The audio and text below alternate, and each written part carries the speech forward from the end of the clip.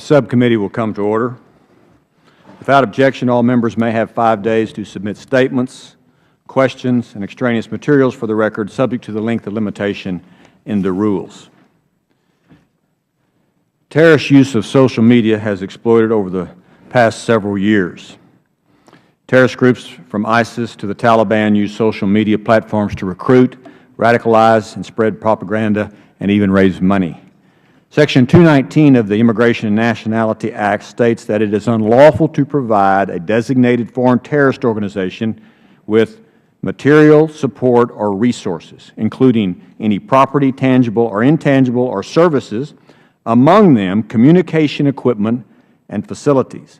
If foreign terrorist organizations are using American companies to spread propaganda and raise money, the question remains, is this a violation of American law? That is the question for us today. I asked the Department of Justice this question directly in August of 2012. Their answer, they refused, as they put it in the abstract, whether a particular company is violating the law or not under this section. So they didn't give a definitive answer. American newspapers would have never allowed our enemies in World War II to place ads in, say, the New York Times for recruitment of people to go and fight against America. So why do social media companies allow terrorist content on their platforms? Terrorists know the benefit of social media. Social media is easy to use, it's free, and it reaches everyone in the world. We've seen this most recently with the attacks in Paris. And after the attack, terrorists and their supporters took to social media to praise the attack, recruit new jihadists, and fundraise. Twitter has become one of the terrorists' most popular platforms. As you can see here on the monitor, I believe we have the monitors ready.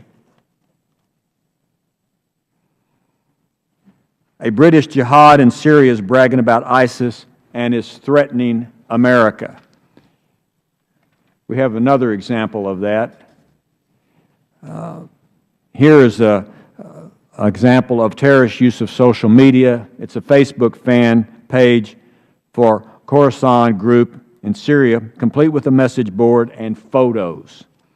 The Khorasan group is a group set up by al-Qaeda in Syria to specifically attack the United States and Europe. In April 2013, the al-Qaeda branch in Yemen, known as AQIM, held online press conference on Twitter, allowing users to submit questions that were answered by the terror group and posted back on Twitter the following week. In February 2014, a Saudi cleric launched a fundraising drive on Twitter for jihadists in Syria. The rise of the lone wolf terrorism in recent years has been in part fueled by terrorist use of social media.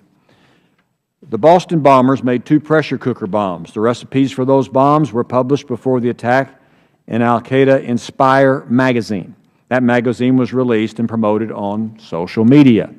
Some people make the excuse that there is no point in shutting down a social media account because it will pop up again, but it's not always true. For years, Twitter was asked to shut down the account of the designated foreign terrorist organization, al-Shabaab, which pledged allegiance to al-Qaeda. In 2013, al-Shabaab live tweeted its attack on the Westgate Mall in Kenya that killed 72 people. Twitter then shut down the account. Al-Shabaab tried to reopen accounts on Twitter, but after getting shut down by Twitter each time, it finally quit. Twitter is far worse than its peers about proactively finding and removing terrorist content. One of our witnesses wrote in late 2013 that the gap between Twitter's practices and industry standards is large enough to raise the specter of negligence. YouTube is a popular platform for jihadists as well. Videos are especially effective in attracting and funding and donations. Every major video released by al-Qaeda is uploaded to YouTube, and soon they are released to jihadist forums.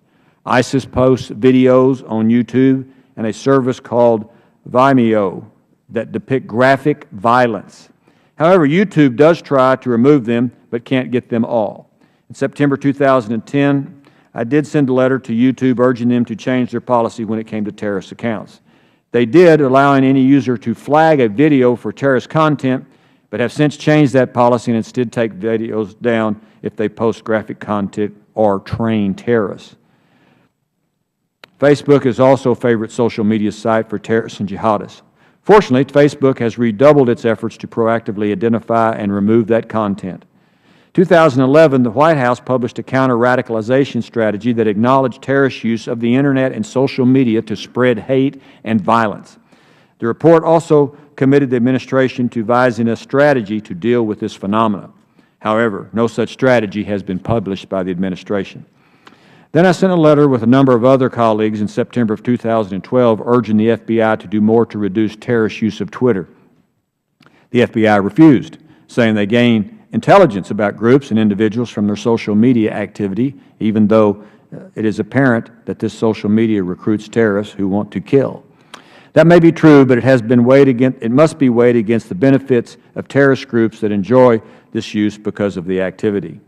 The debate should take place, and it should inform our policies about how to deal with this threat. At the very least, we do need a strategy, and that is one of the purposes of this hearing. I will now yield 5 minutes to the new ranking member, Mr. Keating from Massachusetts, for his opening comments.